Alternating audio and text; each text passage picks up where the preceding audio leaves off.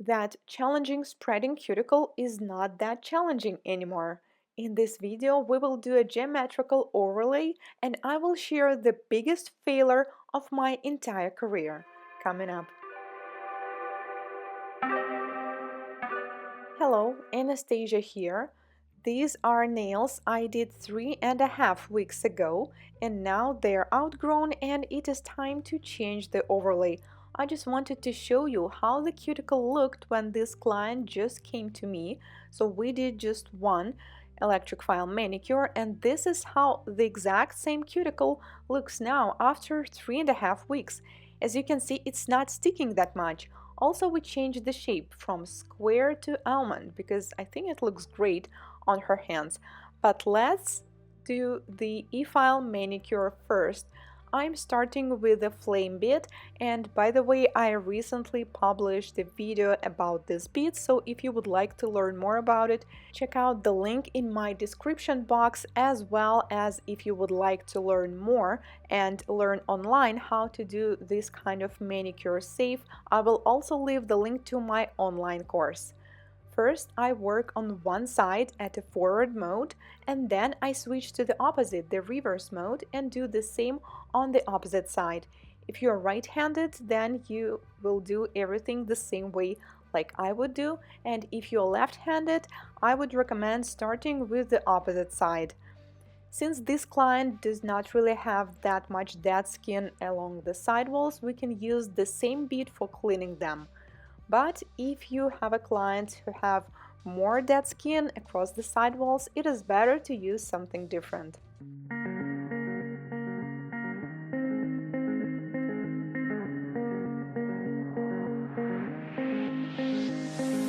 Looking for myself, I'm staring at my shadow.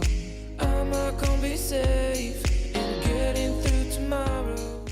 After we pushed up the cuticles, it is time to trim them with the scissors, and I will be using the ones that have shorter blades because this particular client, her fingers and nails, they're so tiny, so it's definitely so much easier to work with those.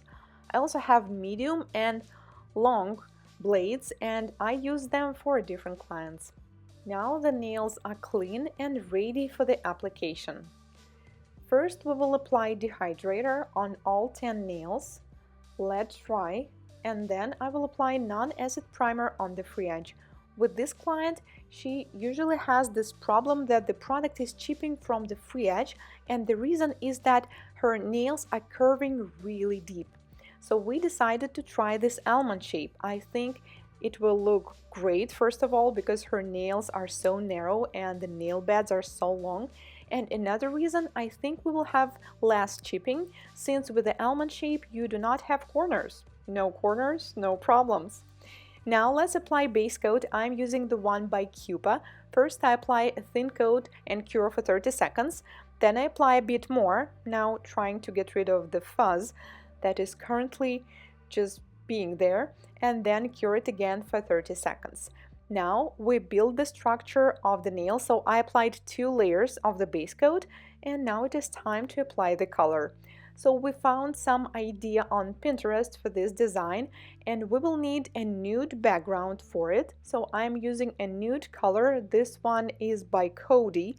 I believe this is the Ukrainian brand. The color looks pretty natural. It's also semi-transparent, so we decided to apply 2 coats. I'm not done. I just want me to find it, 'cause I'm not done. I just want me to find it. I'm not done. I just want me to find it, 'cause I'm not done. I just want me to find it.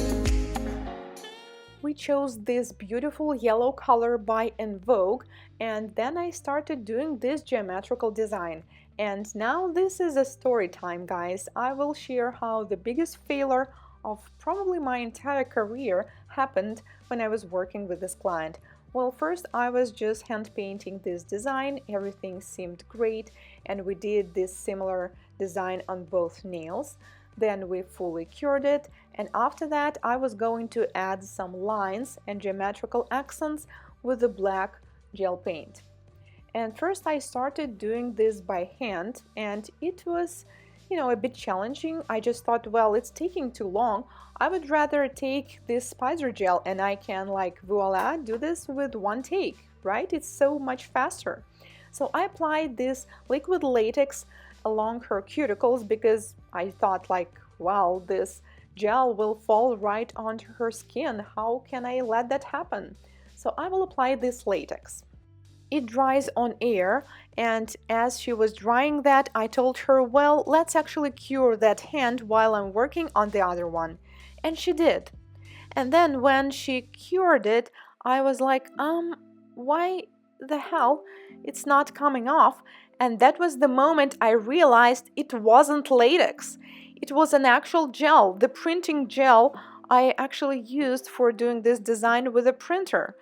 I think you can see how close I applied this gel into the cuticles because, duh, I was hoping that it was latex that is coming off so easily. So honestly, I do not know what I was thinking, and this bottle, it was marked. No, it wasn't just black, and they were even slightly different shapes, so I cannot really say they look the same. I don't know, it was just me. Well, luckily, this client is my friend from the gym. She was so kind and supportive. She was actually laughing the whole time, and she said, well, Anastasia, at least now you have a funny story to share.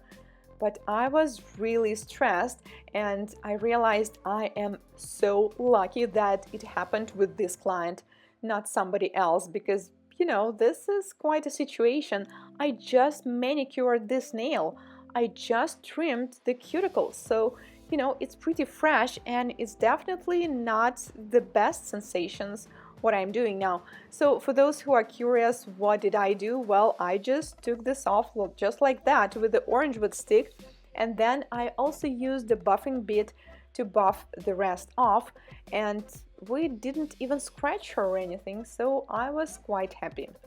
Anyways, after that, what we did, we fully cured this design. And by the way, yes, this happened only on one nail, thank God. And then we sealed it with a top coat. I was so frustrated that, of course, I even forgot to record all that. At least I recorded the final result. So then we cured the top coat in LED, and here we go, the final result. So we added yellow and black, and by the way, I recommend doing this design only on narrow nails, because on wide nails I think it will not look as good. Check this out, how gorgeous it looks in the UV light.